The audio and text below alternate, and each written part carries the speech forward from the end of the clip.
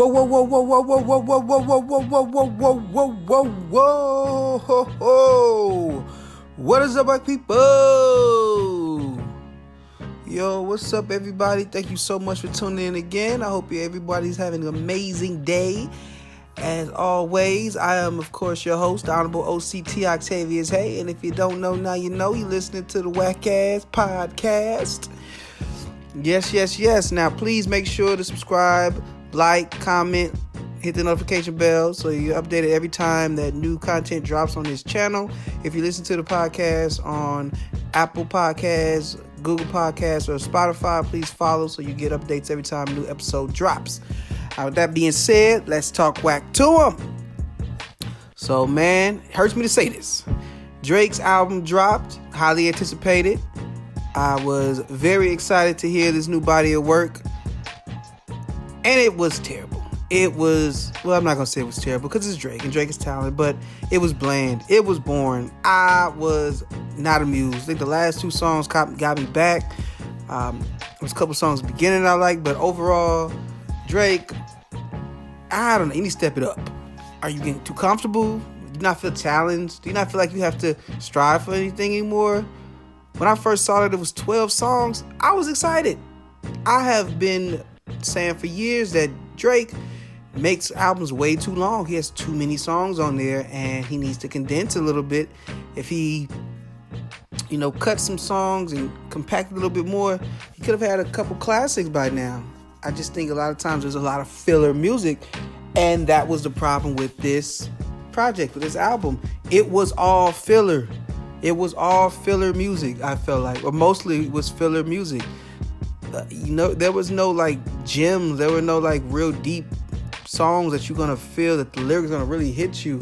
It was kind of like background music that you just have on while you're doing something else, just to not have any silence in the room. I mean, just very underwhelmed, especially when you had Future come out, drop this crazy project. You had Kendrick's new album come out, and even though I felt that one was long and there were some parts that kind of dragged, still a lot of meaningful songs on Kendrick's project.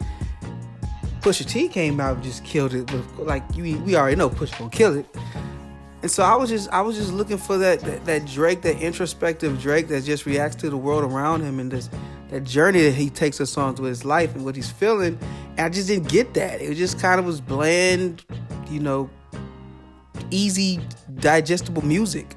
I know a lot of people who say that's what Drake makes. I've always said that Drake is a lot deeper than that, and his story that he gives us is a lot more complex, and he does it over fun beats, and he says it in witty ways and fun ways that you may not realize how open he is and how much he's given about his insecurities and what he feels he stands with people and not really feeling connected to anybody and having issues with his father not being around and him, wanting to wishing he had a family, but not really sure if he'll be able to find a girl to settle down, and just him wanting to feel himself when everybody was telling him he was never going to be this rapper because he was this Canadian child star actor.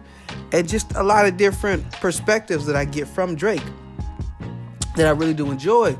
And of course I love the love songs. I love the cocky, arrogant rap. That's my stuff. That's my bag. But I just didn't get that from this. And I know it's a lot of like slower songs, and I'm not even mad about that. I would have liked a few more rap songs, but I'm not even mad about there being some slower songs. My issue is just that they just weren't that interesting to me for the most part. I think majority of the album was kind of bland, was kind of meh. And people are saying this, but I know it's exaggerated, but it's kind of true. Beyonce's one song coming out, what is it? Break My Soul, just bodied this album. I mean, that one song got you more hyped than this album did. It's like, I think either one or two things is going to happen. Either this album is going to be one of those that it takes years, but eventually people will like it, like Views. Now people are starting to warm up to Views. I remember I was one of the only few people fighting for Views. I heard Views and instantly I got it. I thought it was a masterpiece in production and storytelling and music created for a rapper. I loved it. I thought it was a classic. I thought it was an instant classic. Again, the Drake problem, it was too long, and there were definitely some songs towards the end that I would have cut out. But overall, I thought Views was a classic. So this project may be like that, or it might be, I don't even remember the name of the damn project. But it might end up being one of those projects that you just kind of forget about. Drake never really does any songs on there, and nobody really requests them except maybe like a few minor or handful of people, minority of people that it's not really anything on there that's ever requested. That's how I'm taking it. But yeah, I don't know. I was looking for something like some good love song music that you really vibe to, that you really feel, that connects, some good bars, some introspective bars on some slow beats where he just spazzing and Drake having his therapy, and we didn't get that. So do better, Drake. I'm a huge Drake fan. I'm still a Drake fan, and I'm still gonna be excited for whatever project comes next. But this one, I gotta give all the thumbs down. I gotta give all the negative reviews. It's not awful. I didn't listen to it like this is terrible, but it was just boring. So Monique decides she wants to go ahead and apologize to DL Hughley's family for, dragging out the sexual abuse, sexual assault that DL Hughley's daughter went through. And that's the right thing to do. I'm happy that Monique's been the bigger person, deciding that she does not want to make this ugly, especially when this was a disagreement that could have been hashed out and talked to with each other. So I'm happy that she's showing, some signs of growth, or maybe not growth, but she's doing the right thing this time.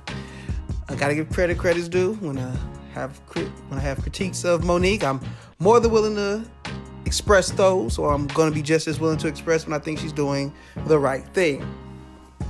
However, I will say, I do believe that it's coming because she's received a lot of backlash, and her gimmick, her shtick is she loves us for real. She's trying to fight for women and black people and black women and make sure they have rights, equal rights and all that. So she gotta know when to back up a little bit, and maybe she went too far and offer an apology. That's just how I feel.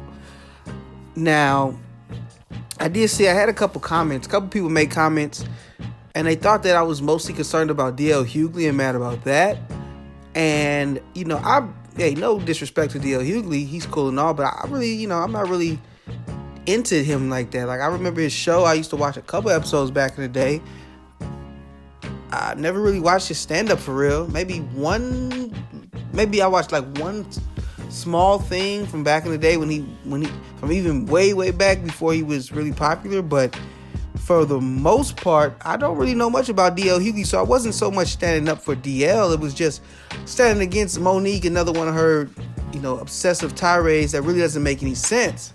And my critique was, and I thought I explained this in the video, but since some people are confused, I don't care about DL Hughley. It could have been anybody. It could have been anybody in that position. It's Monique and how she's a manipulator, and she uses real trauma, real struggles of people, like of black women of black people, and she uses that to try to silence people from having honest critiques about her. And she uses that along with a bunch of other little talking points she has to make herself seem more valuable than what she is, and manipulate people and manipulate her stats and what actually is going on.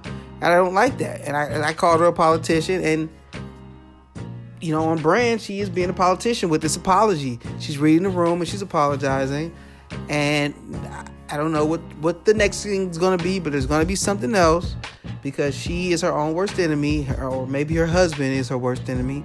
She's her second worst enemy because she listened to him, or maybe she's the first because she listened to him. I don't know.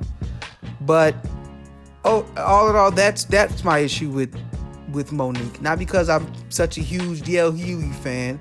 It's about being right and wrong being wrong. And when you see somebody when Monique's right, I'll give her the credit. But when she's wrong, I'm going to call it out. And I'm going to call it out because I am offended how much she uses, the struggle of a black woman to say she should get more money or she's not getting this opportunity. When really it's, what have you done for me lately?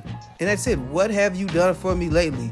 What have you done that constitutes these big checks compared to your peers, other people in your field? Come on. Like, that's what it is. At the end of the day, bottom line, let's compare numbers and see if you deserve that. That's it. All this talk about what you did 15 years ago, nobody's paying for you at big level like that because you were a queen of comedy, because you won an Oscar, in 2010? Come on, man. So that's my issue with Monique. But again, I'm very happy that she apologized, stepped up, and did the right thing. That was the right thing to do. There's no reason to drag these personal issues into a dispute over business. So thank you, Monique, for doing the right thing. So the Wendy Williams show has come to an end. And unfortunately, Wendy Williams was not there to, take part in the final showing. The show that she made famous, that made her famous, kicked her off to a whole nother level in success in her career and fame, notoriety, and, moments, great moments that we got from her. Wendy's been going through it. She has, I don't know if she's had like some mental breakdowns. I know she had to go to rehab at one point. She hasn't been looking the best, and she hasn't been doing the best. And I think she's been having issues with the studio and with employees there. I know that it was stated she wasn't the easiest to work with the people working under her. However, it is the Wendy Williams show, and it's her name, it's her brand.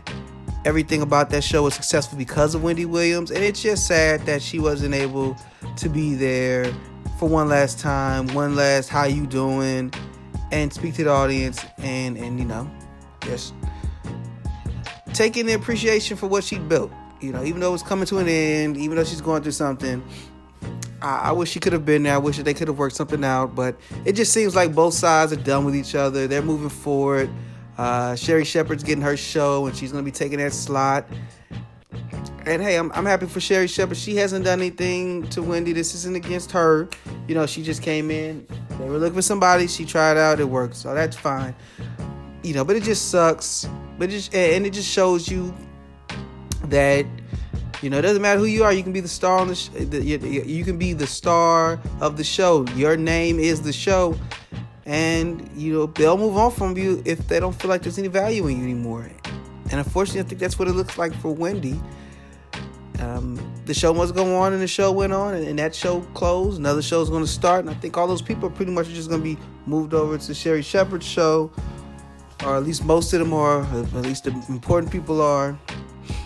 Wendy's ex-husband said it wasn't right for her not to be on there because, it was her show, and I have to agree with her. That's weird.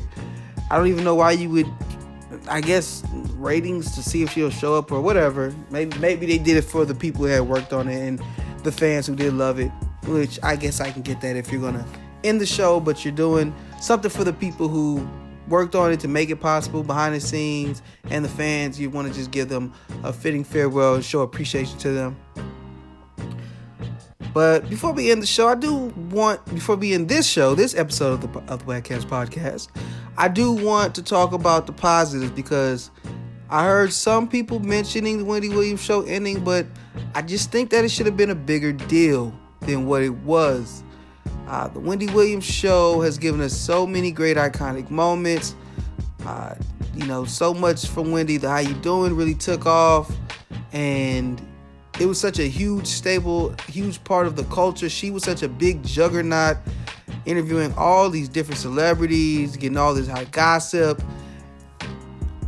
It's sad it's kind of sad to see it go. It's one of those things you thought, she might be around for, not forever, but for a while. Like we see Wendy doing this for 30 years, 20 more years, 30 more years, older Wendy just out there, how you doing, everybody, and talking about the news of the day.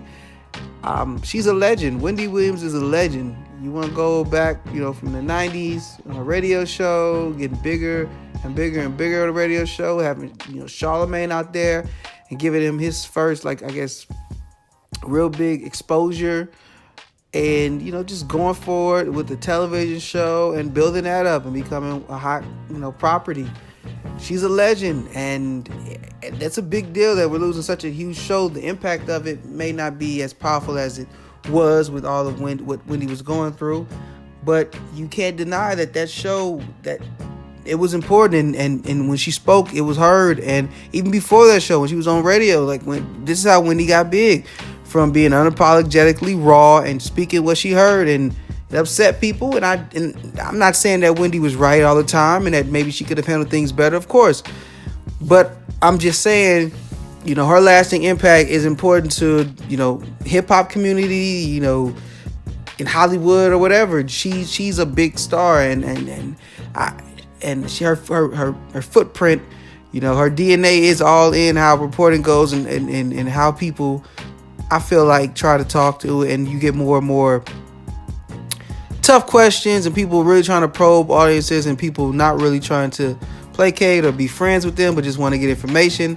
I know that's one of the things that Charlamagne said he learned from Wendy was, you can either be invited to all the parties, or you can just go ahead and try to get the information. And Charlamagne said, I want to probe them, ask the tough questions. I want to ask the questions I know the people want to hear. And it was a success for her. It was a success for Charlamagne. I think that Wendy, she needs her flowers, because regardless of what you think about her, she built herself up, one rumor at a time. So, hey, shout out to you, Wendy. I hope that she gets better. Hopefully this is not the end of Wendy Williams, but this is just the start of a new chapter, and we see where she goes from here. So, Wendy Williams show is over, but who knows what's coming up next. Well, that's our show for today. Thank you so much for tuning in and getting this whack wisdom. And I hope that you tune in next week to get a little bit more from me. And again, if you haven't, please make sure you like, comment, subscribe, hit that notification bell, and follow the podcast on Apple Podcasts, Google Podcasts, and Spotify. I think that's all for today. So I am whacking off. It's the WACCast podcast. Yeah. Talk whack to me. Talk whack to me. Yeah. Talk whack to me. Talk whack to me. It's the WACCast podcast. Yeah. Talk whack to me.